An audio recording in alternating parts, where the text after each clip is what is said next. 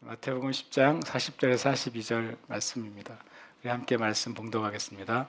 너희를 영접하는 자는 나를 영접하는 것이요 나를 영접하는 자는 나를 보내신 이를 영접하는 것이니라.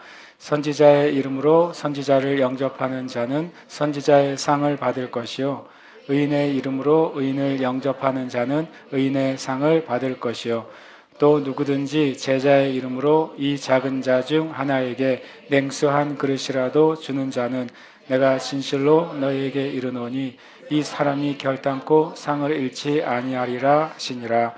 아멘. 오늘 제가 나눌 주제는 영접과 보상의 은혜입니다. 따라해 볼까요? 영접과 보상의 은혜. 저는 이제 실은 뭐 그러려고 한 게 아닌데 영접을 했다가 보상을 받은 일이 여러 번 있어요. 그래서 누군가를 영접하는 것은 굉장히 뭐 실제로는 우리에게 엄청 유익이라는 사실을 제가 많이 경험을 했습니다. 제가 처음에 개척을 했을 때 이제 한 둘째 해인가요? 개척하고 그 다음 해였던 것 같아요. 다음에 이제 어느 서울에 있는 모 큰 교회에서 감리교회에서 청년부 수련회를 제주도로 오게 됐어요. 청년부가 이제 많으니까 45인승 버스를 여러 대를 대절을 했습니다.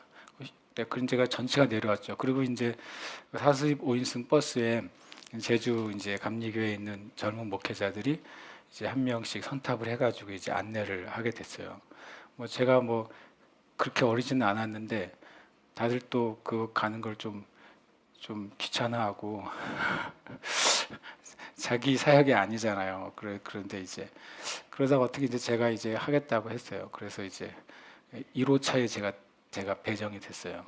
1호차에 배정해서 올라갔더니 정말 새카만 청년들이 가득 앉아 있더라고요.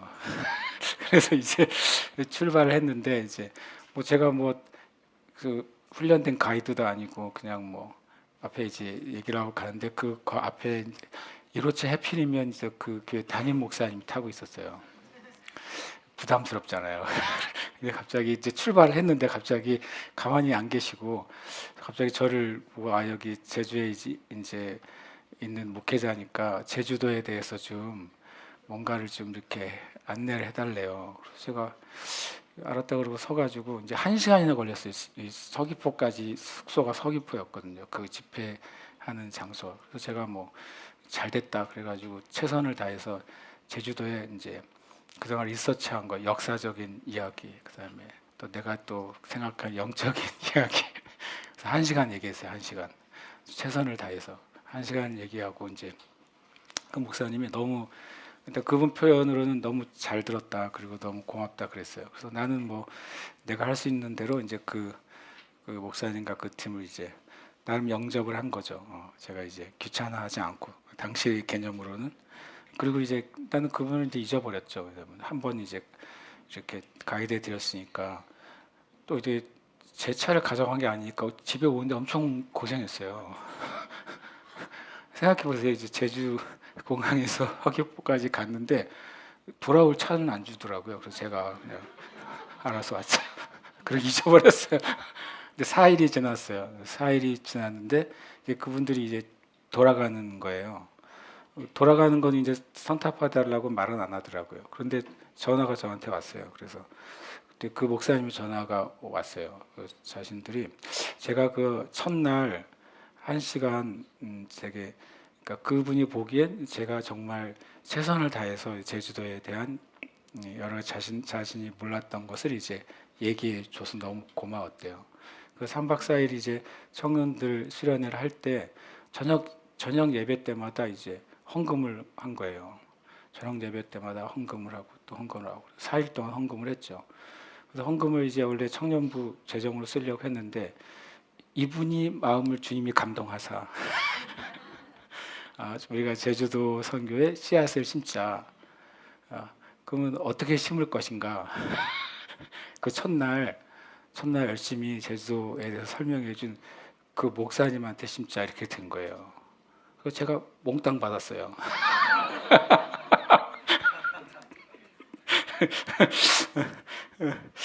그리고 또 이런 일도 있어요. 이제 이제 우리가 이제 교회 이제 예배 드릴 때 가끔 이제 제가 모르는 손님들이 예배를 드릴 때가 올 때가 있었어요, 과거에.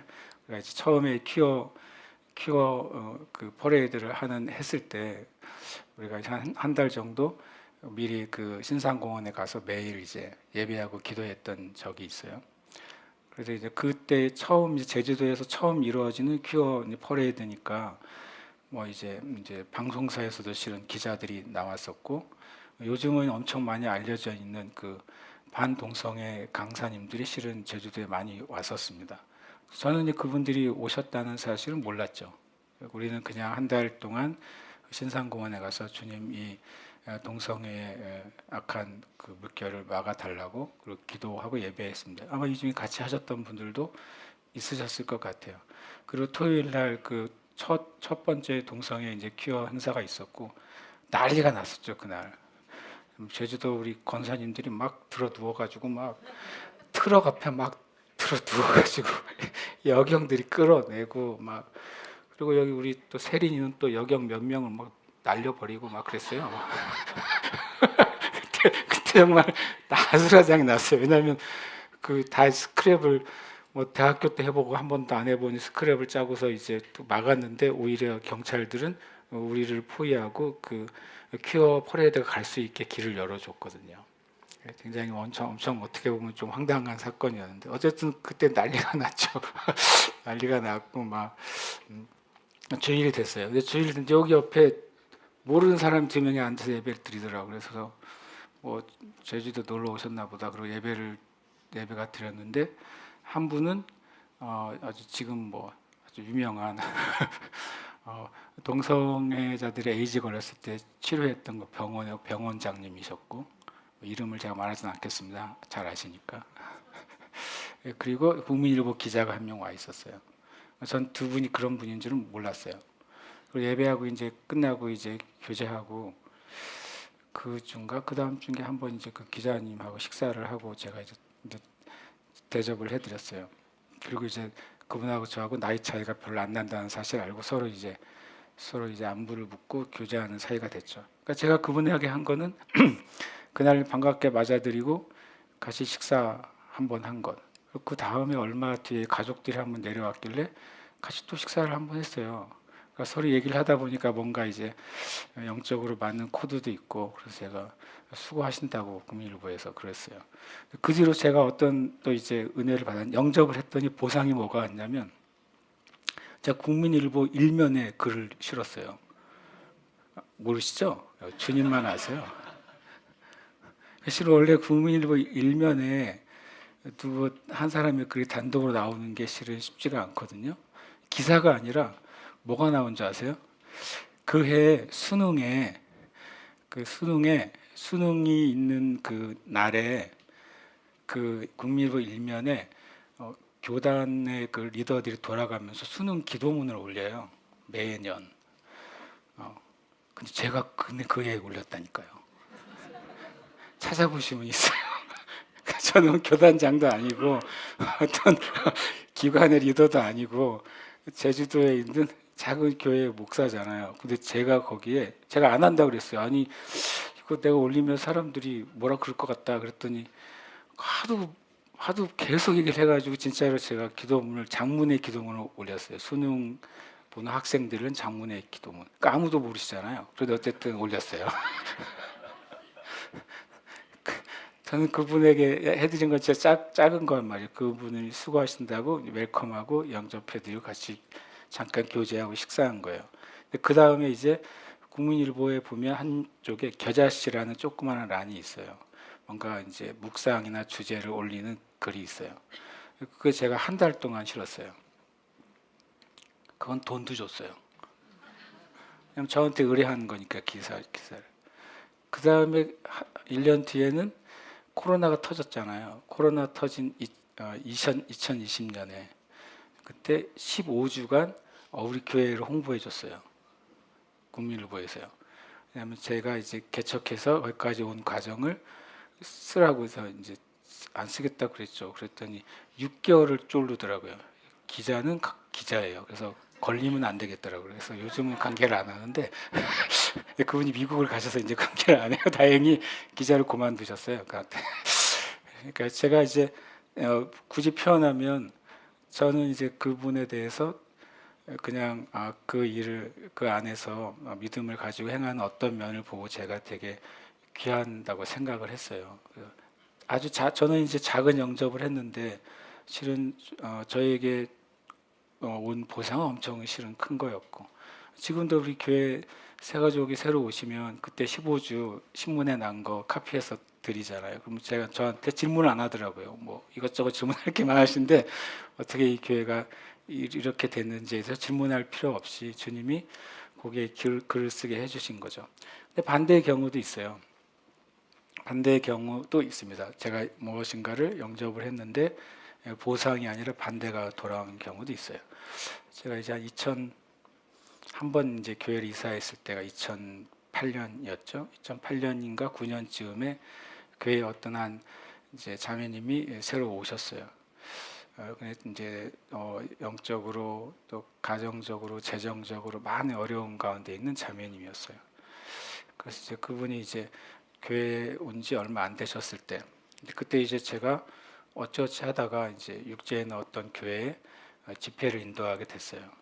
3박 4일인가 집회를 인도하고 제 인생의 최고의 집회 후에 사례비를 받은 거죠. 제 인생의 최고의 사례비를 받았어요. 그래가지고 이제 앉아서 너무 되게 제가 자랑했죠 사모님한테. 그랬더니 그 자매님이 이제 며칠 안에 쫓겨나게 된 거예요. 집에서 연세를 내지 못해서. 근데 어떻게 하겠어요? 교회 성도로 왔는데 연세를 못 내서 이제 며칠 있으면 짐 싸고 이제 길바닥에 나앉게 된 거예요. 그럼 주님이 뭐라고 말씀하시겠어요? 뭐 이건 들을 것도 없는 거죠. 그래서 그래가지고 그냥 그대로 그거를 그 자원님께 드려서 그분이 다행히 이제 살게 됐어요.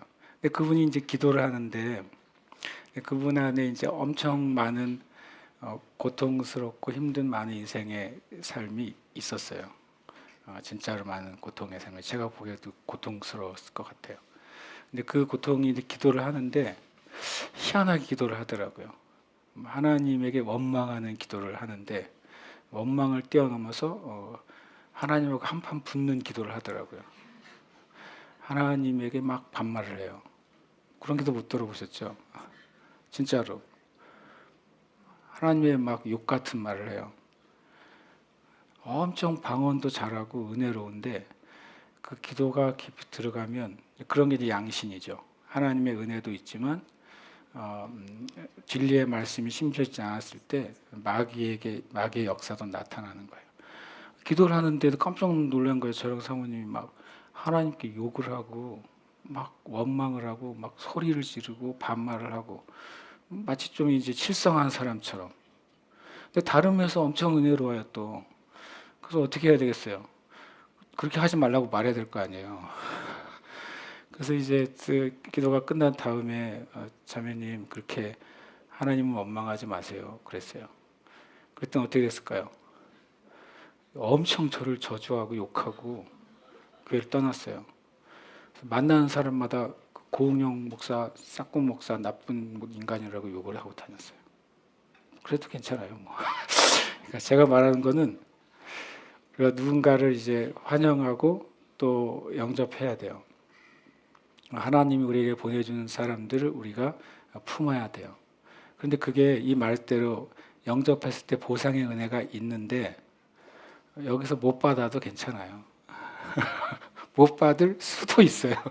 못 받는 걸 떠나서 엄청나게 대로 주고 말로 받을 수도 있어요. 그러나 하나님의 나라에서는 그것이 하나님에게는 다 뭐가 돼요? 그 카운트가 돼요. 그리고 하나님은 더 좋게 하세요. 저는 가끔 그분이 생각나면 주님께 진짜 마음을 다해 축복해요. 주님 그 자매님과 그 자녀들을 축복합니다. 그들이 주님의 은혜 앞에 있게 달라고. 또 우리 교회 여러분이 왔다 가니까 모르시지만 또 그분이 한 명 우리 교회 보냈어요. 전도해서. 모르시죠? 누군지? 몰라도 돼요. 우리 이사 오기 전에 교회 한분을 보낸 거예요. 왜 보냈냐면 그 교회를 가라고 보냈대요. 참 신기해요. 그래가지고 그 오신 분도 약간 양신의 상태로 오셨어요. 제주도에 많습니다. 이런 하나님의 은혜도 아는데 놀랍게도 어떤 영역에 딱 족쇄처럼 잡혀서 거기서 헤어나오지 못하는 상태의 지체들이 있어요. 일단 그분이 이제 한동안 있다가 계속 이제 복음의 진리를 나눠도 거기서 실은 묶여 있었어요. 지금은 뭐 여기 안 계십니다. 혹시 누구냐고 주변을 돌아보지 마시고 지금 안 계시니까. 저도 그분 생각날 때 기도합니다. 주님, 주님이 그를 죄사하셨다는 그 사실, 그 사실이 안 믿어지는 거예요. 그분 결코 정죄함이 없다는 그 단어가 안 믿어져요. 그분. 하여간 이제 저는 이제 이 영접과 보상을 생각하면 굉장히 이제 재미있는 케이스가 되게 많아요. 그래서 하나님은 그 하나님의 그 일을 이제 행하신다는 사실 저는 믿습니다. 우리 교회가 이제 뭐 우리 교회 아직 건축도 안 하고 뭐 사택도 다 이제 없고 다 이제 임대 교회잖아요. 임대 교회. 그래서 누가 물었길래 우리 교회는 20년째 임대 교회야. 이런 교회를 본 적이 있어? 내가 그랬어요. 근데 우리가 이제 선교관을 이제 하나 이제 또 렌트해가지고 선교사님들이나 또 우리 육지에 있는 우리 성도들 오면 우리가 섬기잖아요. 저는 그 일에 하나님의 엄청난 그 보상이 있다고 저는 맨날 느껴요.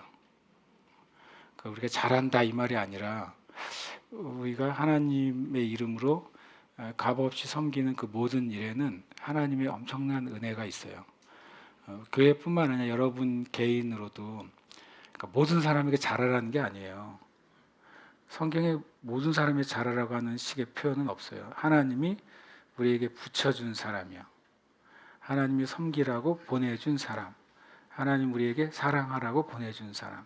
하나님이 우리에게 품으라고 보내준 그 사람을 섬길 때 하나님은 하나님의 놀라운 일을 행하게 됩니다. 가만히 생각해보세요. 처음에 저한테 이제 수련회 와서 헌금해 주는 그 목사님이 다음에 감리교 감독회장이 되셨어요. 그래서 저한테 하나 말씀하고 가셨거든요. 자기가 나중에 전화하라고. 전화 안 했어요. 감독회장 되신 걸 보고 전화하면 안 되겠다. 나는 저쪽에는 가면 안 된다.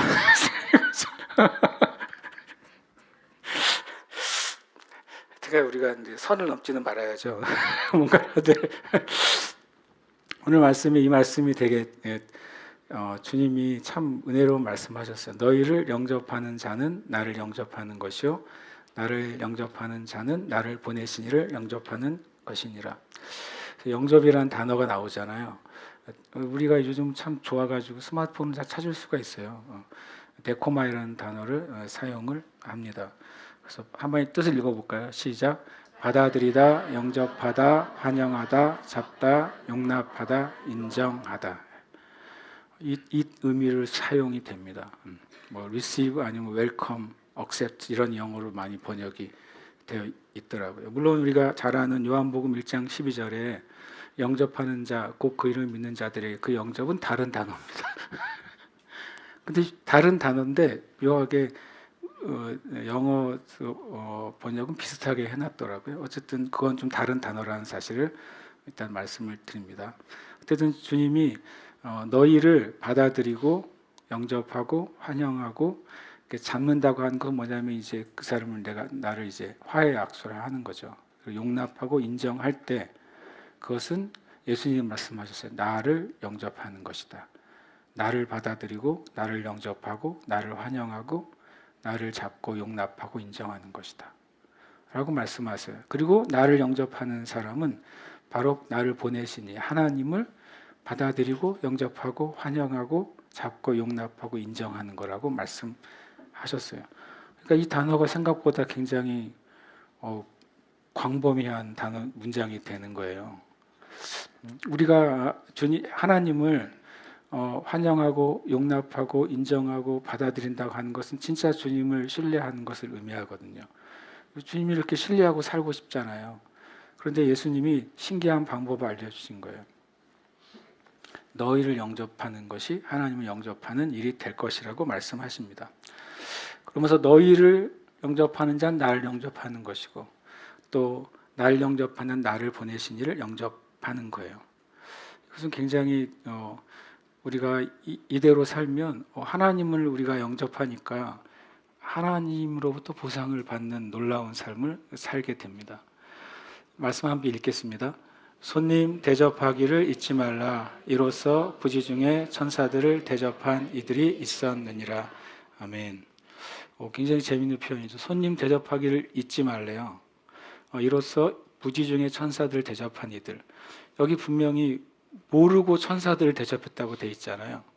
근데 이 관주를 찾아보면 다 어디 관주로 연결돼 있냐면 아브라함과 조카 롯으로 연결이 돼 있습니다. 성경이 사실이니까 아브라함과 조카 롯이 처음에 그 천사들을 영접할 천사인 줄 몰랐다는 거예요. 성경이 그렇게 말하고 있으니까요. 아브라함은 이 세 사람이 서 있는 걸 보고 가서 엎드려 영접을 하죠. 나를 떠나지 마세요. 제가 당신들에게 섬김을 받은 다음에 떠나세요. 그럽니다. 그리고 세 명이 와서 뭐라고 말해줍니까? 내가 자녀를 낳을 거라고 예언해 줍니다. 되게 신기하잖아요. 그런데 사라는 그거를 믿어지지가 않았어요. 그런데 내가 다음에 다시 올 때 너희가 아들을 안게 될 것이라고 말씀합니다. 그리고 그 세 명의 사람 중에 두 명이 떠나고 한 명이 남죠. 그 한 명이 바로 현현하신 하나님이라는 사실을 아브라함이 알게 되는 거예요. 그리고 소돔과 고모라가 멸망할 거라는 사실을 알게 되고 그 소돔과 고모라를 위해서 중보하게 돼요. 아브라함이요. 결국엔 이제 아브라함은 이 세 명의 사람으로 되어 있지만 여기는 이 히브리서 13장 2절 말씀처럼 부지 중에 그 다른 사람을 접대하고 영접하는 그 삶의 습관과 태도가 놀랍게도 하나님이 아브라함에게 약속하신 25년 전에 약속하신 약속이 성취되는 중요한 시작이 되는 거예요. 그리고 그 다음에 조카 롯은 소돔과 고모라 그 악한 성에 살고 있잖아요. 악한 성에 살고 있고 어떻게 보면 영적으로 분별 없이 거기에 살고 있는 롯인데, 근데 놀랍게도 이 조카 롯이 갈 바를 알지 못한 두 명의 손님을 그 밤에 영접합니다. 그것 때문에 어떤 일이 벌어져요? 소돔과 고모라가 멸망할 때 생명을 얻게 돼요. 그러니까 실은 성경에 이것은 굉장히 손님 대접하는 것 자체는 그렇게 영적으로 보이지 않잖아요. 손님을 대접하는 것 자체는 엄청 계시적으로 보이진 않잖아요. 그런데 실은 엄청 영적이고 계시적인 역할을 하는 것 중에 하나가 손님 대접하는 거라고 성경은 말씀하고 있다는 거예요. 참 놀라운 일이죠. 그래서 주님이 그 다음에 말합니다. 선지자의 이름으로 선지자를 영접하는 자는 선지자의 상을 받을 것이요 의인의 이름으로 의인을 영접하는 자는 의인의 상을 받을 것이요. 사람들을 괴롭히는 방법이 있어요. 성경으로 괴롭히는 방법. 선지자의 상이 뭐냐고 물어보면 돼요. 그럼 이제 엄청 괴롭게 되죠. 뭔지 헷갈리니까. 그럼 의인의 상이 뭐냐고 물어보면 또 헷갈리게 돼요. 이건 이제 저를 괴롭히는 방법입니다. 성경을 읽은 다음에 명확하게 내가 몇 단어로 말할 수 없는 건 저한테 질문을 하는 거죠. 선지자 이름으로 선지자를 영접하는 자는 선지자의 상을 받을 거라고 했어요. 그럼 선지자의 상이 뭐냐는 거예요. 의인의 이름으로 의인을 영접하는 자는 의인의 상을 받을 거라고 그랬어요. 의인의 상이 뭐냐는 거죠. 주님이 말씀하셨으니까 있다는 거 아니에요. 근데 제가 말씀드리면 이거 엄청 당연하네라고 말씀하실 거예요. 첫 번째, 선지자의 이름으로 선지자를 영접했더니 엄청난 선지자의 상을 받은 분이 계세요. 같이 읽겠습니다. 여호와께서 엘리야를 통하여 하신 말씀같이 통의 가루가 떨어지지 아니하고 병의 기름이 없어지지 아니하니라. 누구 얘기입니까? 사르밧 과부의 이야기죠. 3년 반의 기근이 시작되고 있어요. 실은 뭐도 안 내리는 기근이냐면 이슬조차 내리지 않는 기근이 시작되는 거죠. 그러니까 온 그 천지에 수분이라고는 존재하지 않는 시즌이, 무서운 시즌이 오는 거예요. 그때 엘리야가 사르밧 가부에게 보내심을 받습니다. 가부가 자기 아들과 먹고 죽으려고 한 그 빵을 달라고 그래요. 굉장히 매정해 보이잖아요. 그런데 그 가부가 그거를 선지자이시니까 드립니다. 선지자이란 사실을 인지하고 선지자로서 영접하고 대접을 해요. 그 다음에 어떤 일이 벌어집니까? 3년 반 동안 그 통의 가루가 아침마다 생기는 거예요. 그 병의 기름이 아침마다 생기는 거예요. 이게 선지자의 상입니다. 하나님이 선지자를 통해서 하고자 하시는 일이 있는데 그 선지자를 선지자로 받아들이고 섬겼을 때 선지자를 통해 일어날 그 역사와 선지자를 통해 일어날 예언의 성취에 동참하게 돼요. 놀라운 은혜죠, 실은. 나중에 그 아들이 아프기도 하지만 다시 살려주시죠. 이것이 선지자의 이름으로 선지자를 영접할 때 선지자의 상을 받은 성경의 예입니다. 제가 예를 드렸으니까 찾아보면 여기저기 있을 거라는 느낌이 들죠. 성경에 의외로 많이 나와 있습니다. 예수님이 그 말씀하셨죠. 그럼 두 번째, 의인의 이름으로 의인을 영접하는 자는 의인의 상을 받을 거라고 했어요. 성경에서 의인이 무슨 뜻인가요? 하나님이 인정하시는 자가 의인입니다. 하나님이 인정하시고 하나님의 일을 하는 사람들이 의인이에요. 성경에 의인을 영접했더니 의인의 상을 받은 사람이 또 있어요. 왜 다 여자들이 많을까요? 남자들은 아까 롯이 나왔죠. 아브라함과. 같이 한번 읽어볼까요? 시작. 이 성과 그 가운데 있는 모든 것은 여호와께 온전히 바치되 기생 라합과 그 집에 동거하는 자는 모두 살려두라. 이는 우리가 보낸 사자들을 그가 숨겨 주었음이니라. 아멘. 이 라합은 실은 적이잖아요. 히브리인들 적이었는데 그들이 알았어요. 아까 목사님 말씀하신 것처럼 하나님의 백성이라는 사실을 알았어요. 그리고 하나님의 일이 이루어질 거라는 사실을 알았어요. 그래서 이 라합은 자기 생명을 걸고 그들을 지켜줍니다. 숨겨줘요. 그리고 그들이 떠날 때 그 창에 붉은 줄을 매두라고 말합니다. 그 언약과 그 약속대로 여호수아가 말합니다. 그 성, 여리고 성에 있는 모든 것은 완전히 다 제거해라. 그런데 기생 라합과 그 집에 동거하는 자 몇 명이었을까요? 과거에는 대가족이었잖아요. 한 가족이 다 살아난 거예요. 놀랍게도 이 라합은 의인의 이름으로 의인을 영접했는데 생명을 건졌을 뿐만 아니라 어떤 일이 벌어져요? 메시아의 족보에 이름이 올라가요. 놀랍잖아요. 실은 선지자의 상, 의인의 상은 작은 게 아니에요.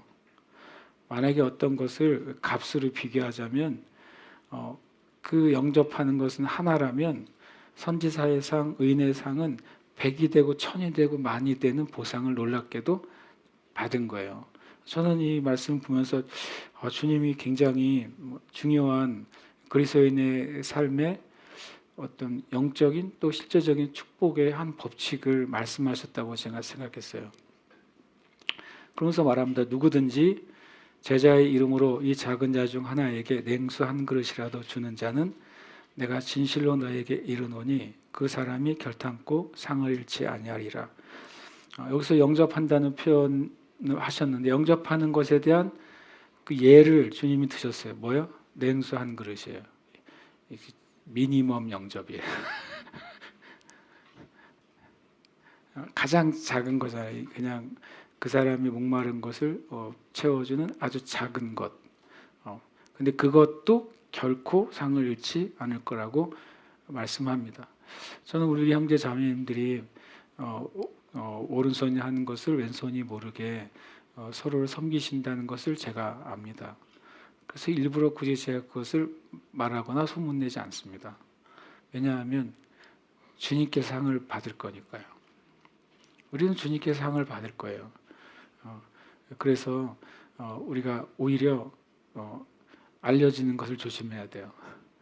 또 주님이 필요해서 알리게 하실 수도 있죠. 왜냐하면 선한 일들이 알려져서 더 많은 선한 일들을 낳게 하실 때는 주님이 알리실 겁니다.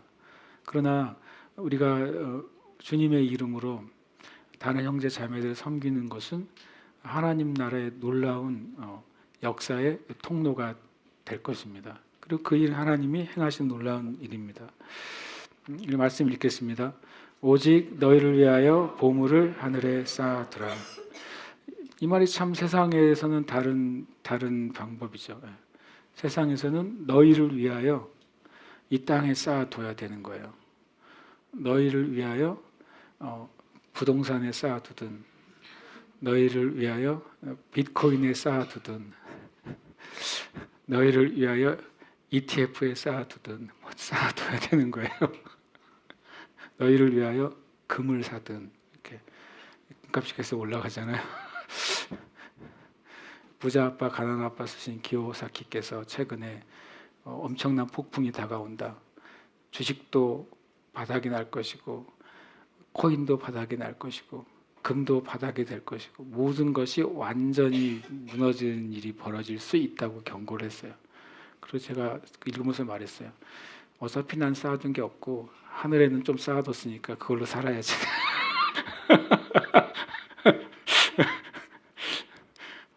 그리스도인이 이 땅을 잘 살아가는 방법이에요. 이게 주님의 방법인데 주님의 방법으로 잘 우리가 100% 받기가 어려운 거죠. 우리가 땅에서 살고 있으니까, 육신을 가지고 살고 있으니까 하나님께 쌓아두는 것이 쉽지가 않아요. 그러나 분명히 주님은 영접하는 자들에게 하나님의 놀라운 그 보상이 있다고 말씀하시는 겁니다.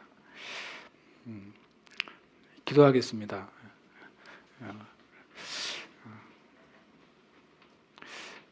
이 말씀을 제가 보면서 우리의 삶의 어떤 영적인 기준과 법칙을 말씀 안에서 세워야 된다.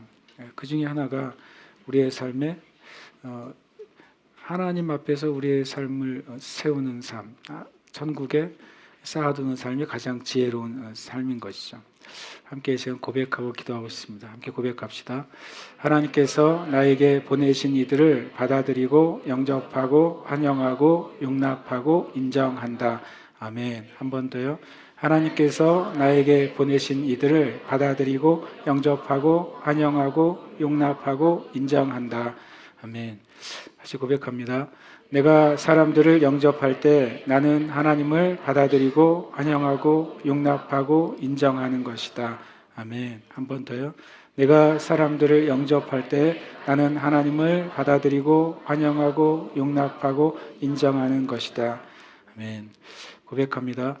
나는 육체를 위하여 심지 않고 성령을 위하여 심는 자이며 하늘에 보물을 쌓는 자이다. 아멘. 한 번 더요. 나는 육체를 위하여 심지 않고 성령을 위하여 심는 자이며 하늘에 보물을 쌓는 자이다. 아멘. 네. 함께 기도하십시다. 여기 보면 영접에 다른 건 좀 괜찮은데 용납한다는 게 재밌죠. 내가 하나님을 용납해? 이런 재밌는 표현이잖아요. 뭐냐면요. 하나님이 내가 생각하시는 방법이 아닌 방법으로 나에게 일하실 때가 있어요. 하나님이 내가 생각하는 방식으로 내 삶에 역사하시지 않고 왜 이 일을 허락하셨을까 할 때가 있어요. 그런데 여러분과 제가 주님을 영접한다고 하는 것은 그것입니다. 주님, 저의 뜻보다 하나님 아버지의 뜻이 옳습니다. 주님의 뜻을 내가 받아들이는 거예요. 그것은 뭐 그냥 포기하고 살아라 그런 말이 아니라 하나님의 뜻이 더 옳다는 사실을 고백하는 거예요. 그것이 주님을 영접하는 것입니다. 그 문제, 그 상황, 그 일에 대해서. 근데 하나님은 그런 사람들에게 합력하여 선을 이루게 하십니다.